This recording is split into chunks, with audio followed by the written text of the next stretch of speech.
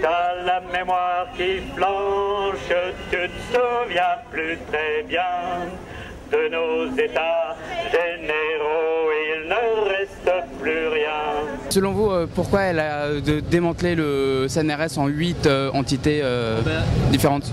Je crois que la raison du démantèlement du CNRS n'est pas compliquée du tout, hein. C'est qu'il ne s'agit absolument pas, comme le prétend la ministre, d'avoir un système qui sera plus opérationnel qu'avant. D'ailleurs, elle n'a jamais expliqué en quoi il serait plus opérationnel. Il s'agit de faire en sorte que cette structure très forte, le CNRS, qu'elle considérait comme très autonome, trop autonome, devienne soit fragmentée, soit plus facile à piloter. Et le pilotage de la recherche dans le détail, c'est un des objectifs très importants du gouvernement. D'accord. On a vu que le gouvernement choisit les thématiques par notamment le biais de l'ANR qui lui choisit de financer certains projets et pas d'autres.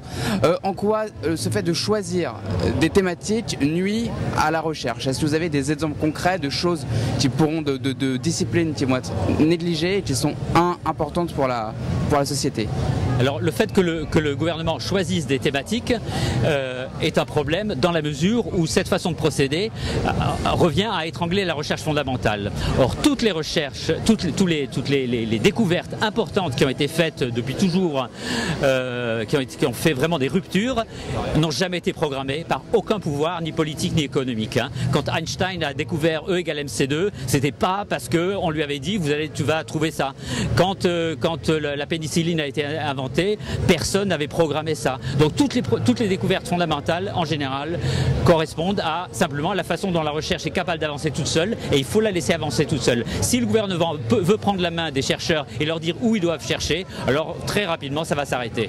Le résultat, si on regarde sur les 20 dernières années, c'est que la France, qui était 5e pays du monde en matière de recherche il y a une vingtaine d'années, maintenant est 16e. Donc il y a un vrai recul. Est-ce que vous avez un petit exemple à donner d'avancées par exemple qui ont pu être permises grâce aux sciences de l'homme et qui aujourd'hui seraient menacées? Je ne suis pas un expert des sciences de l'homme, vous l'avez compris, il y a des gens qui seraient mieux. Un exemple d'avancées qui pourraient être en... Par exemple, les sciences de l'homme, si on prend l'école de Bourdieu en sociologie, je pense qu'aujourd'hui, il y a peu de gens, même de politiques ou de responsables dans le pays, qui pourraient se passer d'analyses sociologiques pertinentes. On peut faire allusion, je ne sais pas, au mouvement des banlieues d'il y a quelques années.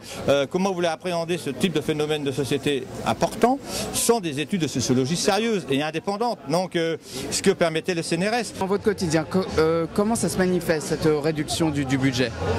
Alors, on passe de plus en plus de temps à rechercher des budgets par ailleurs. Donc, tout ce temps qui est dispensé à écrire des projets qui sont plus acceptés ou pas acceptés, à expertiser le projet des autres, est un temps perdu pour la recherche. Donc voilà, en fait, du coup, on est beaucoup moins efficace sur ce qu'on est censé faire, c'est-à-dire faire de la recherche et faire avancer les connaissances. S'il n'y a plus de recherche, disons, sur tel ou tel sujet qui ne sont pas jugés utiles, on risque de plus trouver ce genre de choses-là. C'est-à-dire que dès qu'il y aura une crise ou sanitaire ou écologique ou même sociétale, on sera incapable de répondre rapidement aux problèmes. Il faudra attendre 5, 10 ans pour être capable de répondre. Il y a des fois où on ne peut pas se permettre d'attendre aussi longtemps.